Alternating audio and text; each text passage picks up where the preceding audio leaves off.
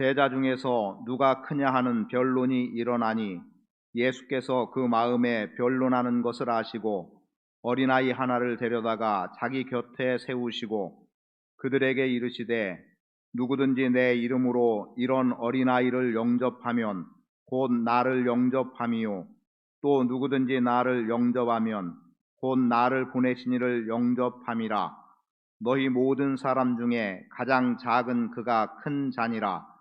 요한이 여짜오되 주여 어떤 사람이 주의 이름으로 귀신을 내쫓는 것을 우리가 보고 우리와 함께 따르지 아니하므로 금하였나이다. 예수께서 이르시되 금하지 말라.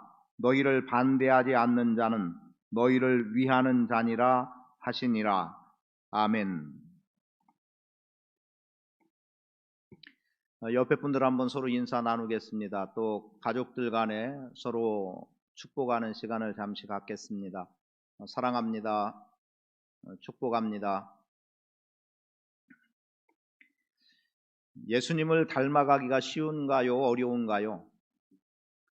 어렵습니까? 예수님 닮아가기가 결코 쉽지 않은 것 같아요.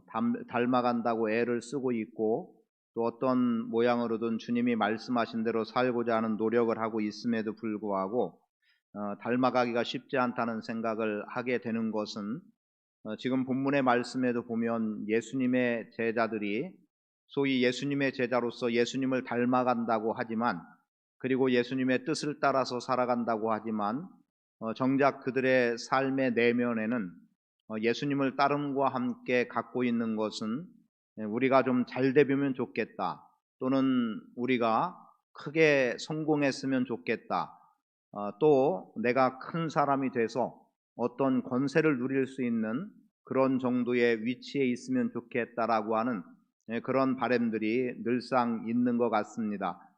지금 본문의 말씀 속에 나오는 내용 중에 예수님의 제자들이 변론을 하고 있다는 겁니다. 그런데 그 변론하고 있는 내용은 누가 크냐라고 하는 크기를 겨루고 있음을 보게 되죠. 각각의 제자들이 자기의 어떤 주장을 펼치면서 내가 크다 혹은 내가 높다라고 말할 것이고 또 다른 어떤 제자는 또 다른 이유를 들어서 그래도 내가 이런 것들에 근거해서 너보다는 낫지 않겠냐라고 말을 하고 있을지 모르겠어요. 어쨌든 그들은 여러 모양으로 서로 변론하는 태도에 있었는데 그것은 누가 크냐라고 하는 것이 그들의 주된 관심사였습니다. 물론 또 이후에 또 하나의 이러한 유사한 사건이 나오고 있는데 그 내용은 무엇이냐면 예수님께서 영광의 자리에 오르실 때에 하나는 주의 우편에 하나는 주의 좌편에 앉게 해달라고 요청하고 있었던 세베대의 두 아들의 모습도 보여진다면 내가 어느 자리에서 내 위치를 좀 드러내고 싶은 마음 누구에게나 다 있다라고 여겨집니다. 이렇게 본다면 예수님의 가르침, 예수님의 삶과 제자들의 배움과 제자들의 삶에는 많은 괴리감이 있었던 것 같아요. 정작 제자라고 말하고 있지만 나의 잘됨을 기대하고 바랬던 모습들, 아마 오늘날 우리 믿음의 사람들도 돌아본다면 내가 믿음으로 살고 주님 뜻을 위해 살고 하나님 나라의 영광을 위해서 산다고 하지만 그 이면에는 사실은 나의 유익된 것들을 쫓아서 추구해 나가는 모습들이 얼마나 많이 있는지 모르죠. 어쩌면 이것은 대단히 비판적인 표현이 될 수도 있겠지만 겉과 속이 다른 삶의 모습들이 우리 그리스도인들에게 많이 드러나고 있지 않는가라고 하는 생각을 해보기도 합니다. 저는 이 밤에 여러분들이 예수님의 삶을 닮아서 여러분도 예수님 닮은 삶으로서 작은 자로 살아가는 그러한 일, 그러한 노력들을 해 나갔으면 좋겠습니다. 그래서 여러분은 결코 작지 않음에도 작게 보이는, 그래서 그 작은 쪽을 선택하고 약한 쪽을 선택하고 그러므로 인해서 오히려 주님의 영광이 더 드러나질 수 있는 이러한 모습들이 되기를 원하고 또 내가 작은 자로 살아감으로 인해서 다른 누군가가 나보다는 좀 더 크게 보여지고 낮게 보여지는, 그래서 우리에게는 어찌 보면 자기 십자가를 진다든가 자기를 부인해야 된다든가 라고 하는 제자의 길의 모습이 우리 안에서 드러나면 좋겠습니다.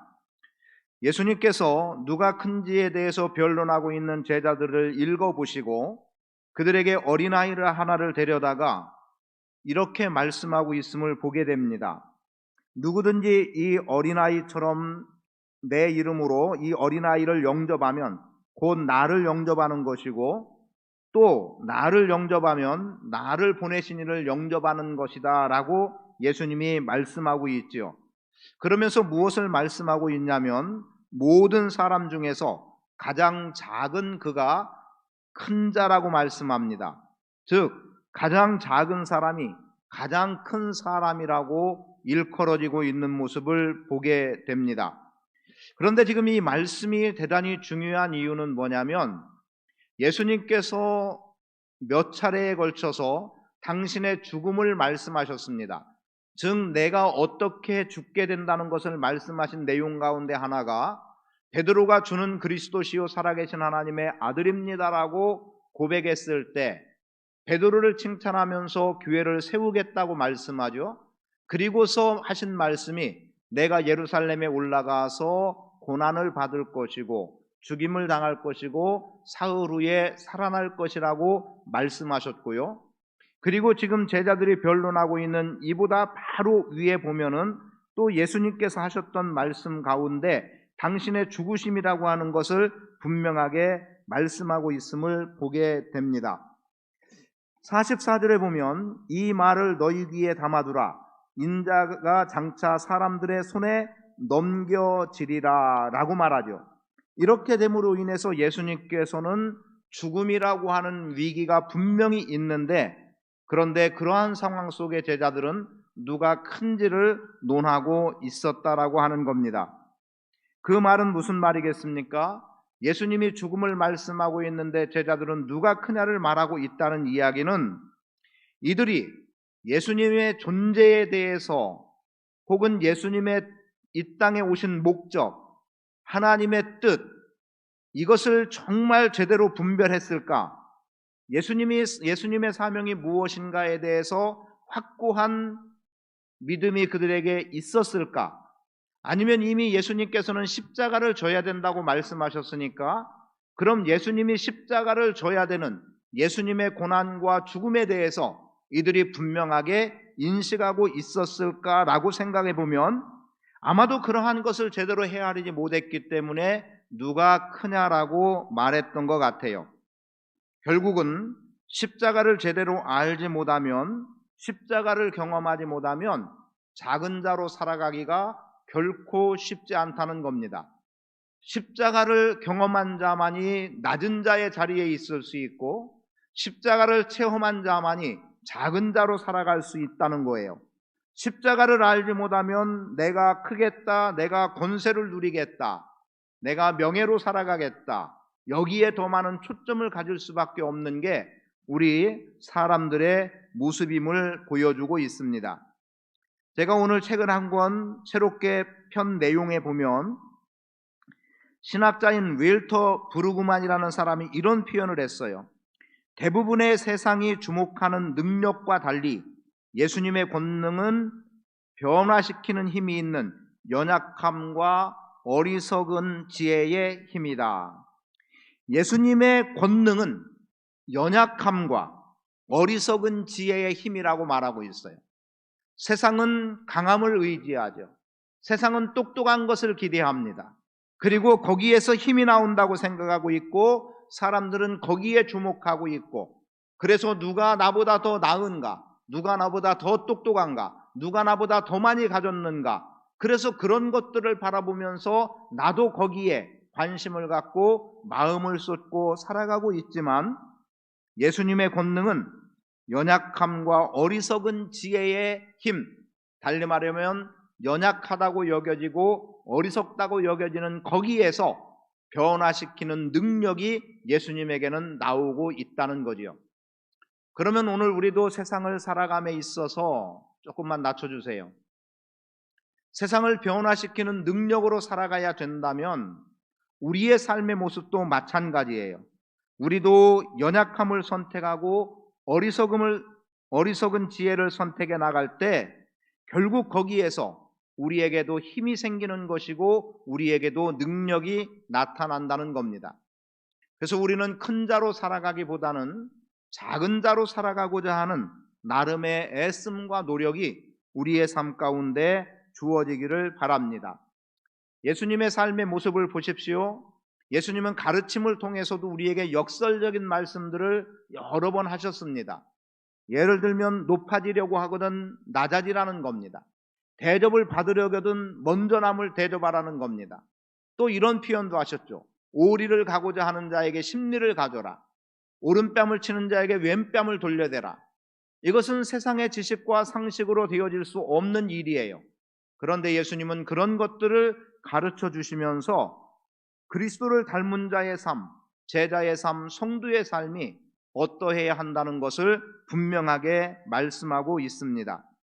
저는 여러분들이 예수 그리스도의 십자가를 분명히 경험하고 예수님에 대한 분명한 믿음이 있음으로 인해서 예수 닮음의 삶을 여러분들이 작은 자로 낮아진 자로 살아가는 노력을 행하는 일로부터 나타나게 되기를 축복합니다.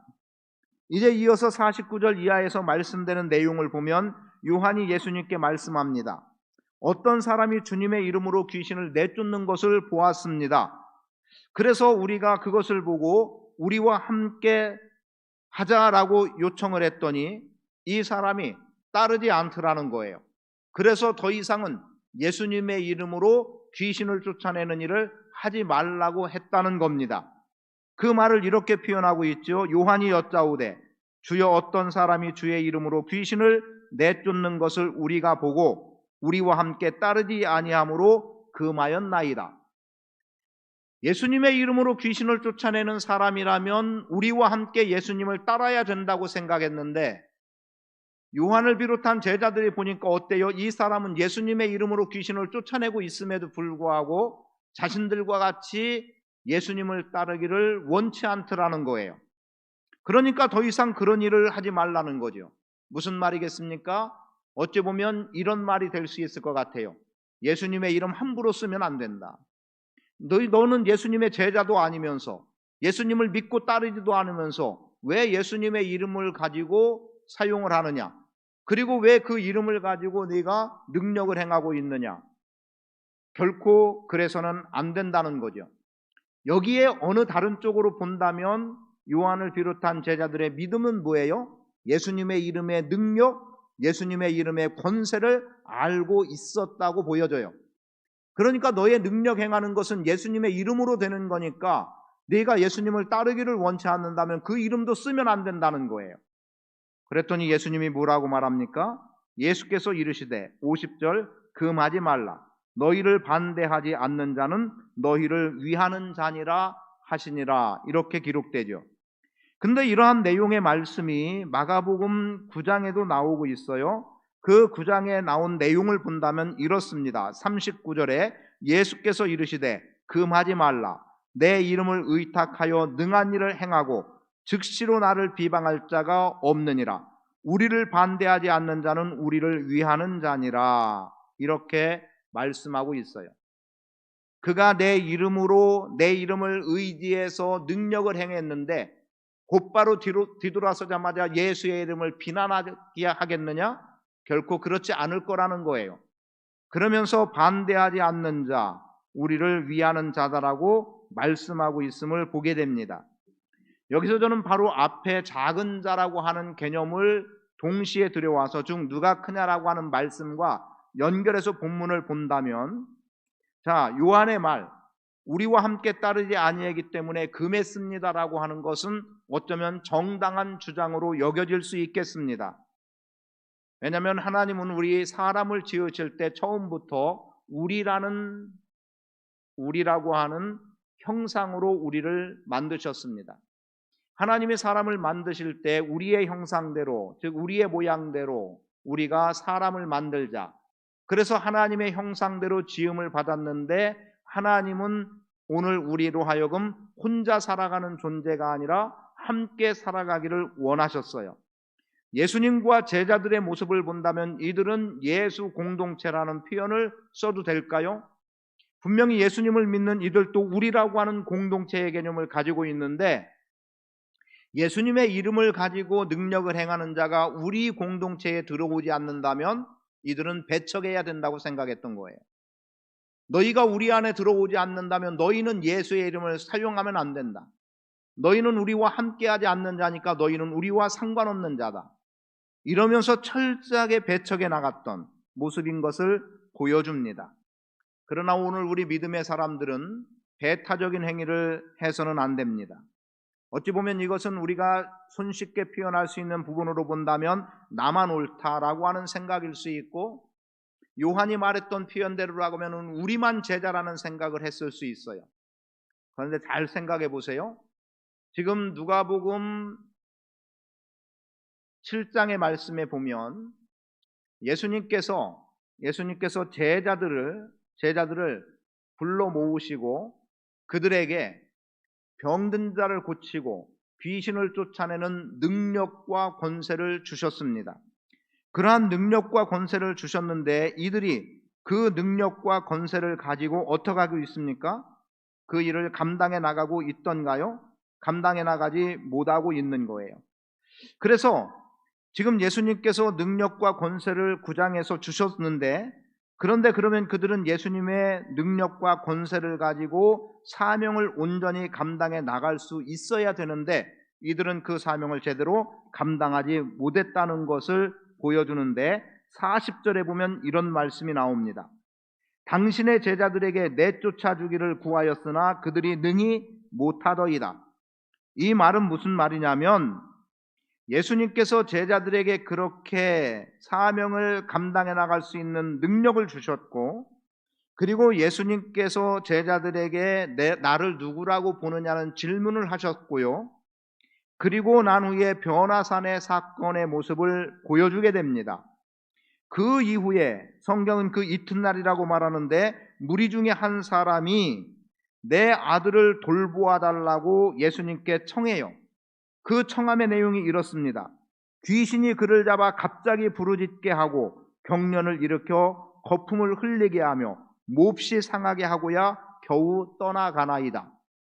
귀신 들린 아들의 처절한 모습 때문에 제자들에게 고쳐달라고 요청을 했던 거죠. 그런데 이 사람이 예수님에게 다시금 요청한 이유는 이렇게 말씀됩니다. 당신의 제자들에게 내쫓아 주기를 구하였으나 그들이 능히 하지 못하더이다. 예수님의 제자들에게 분명히 예수님께서 9장 시작되는 말씀으로부터 뭐라고 말하냐면 12명의 제자들을 모으시고 병든 자와 귀신을 쫓아내는 능력을 주셨다고 분명히 말씀하고 있어요. 그런데 정작 이들은 귀신을 쫓아내거나 병든 자들을 제대로 고치지 못했다는 결과를 보여주고 있습니다. 그런데 지금 49절에 등장하고 있는 이 사람, 어떤 사람인지는 분명히 모르지만 예수님의 이름으로 귀신을 쫓아낸 건 분명해요. 제자의 무리 속에 들어오진 않았지만 분명히 이 사람도 예수님의 이름으로 귀신을 쫓아냈다고 말합니다. 그러면 누가 누구를 정죄할 것이며 누가 누구를 배척할 것입니까? 정작 예수님께로부터 능력과 권세를 받은 사람은 귀신을 쫓아내지 못했고 제자들은, 그런데 그렇게 제자의 영역에서 귀신을 쫓아내는 능력과 권세를 힘입었다고 생각하지 못했던 어떤 사람은 귀신을 쫓아내고 있어요. 예수님의 이름으로, 예수님의 권능으로. 여기서 생각해야 될 게 그겁니다. 우리는 우리가 하지 못하는 일, 내가 하지 못하는 일, 또는 내가 보지 못한 것을 누군가가 보고 말하거나 하는 이런 부분에 대해서 사실은 오늘 우리는 그것이 긍정적인 것이고 좋은 현상이라면 우리도 함께 좋아할 수 있어야 되는 거예요. 팀이라고 하는 개념은 그렇지 않습니까? 예를 들어 축구를 한다고 할 때 꼭 내가 넣어야만 되나요? 다른 사람이 넣어도 우리 같은 한 팀원 중에 누군가가 넣으면 되는 거예요. 그런데 내가만 넣어야 된다고 생각하고 처음부터 내가 볼을 잡은 시간부터 내 발끝을 떠나는 그때까지의, 즉 골대 앞에서 골을 내가만 차서 넣어야 된다고 생각한다면 되겠느냐는 거예요.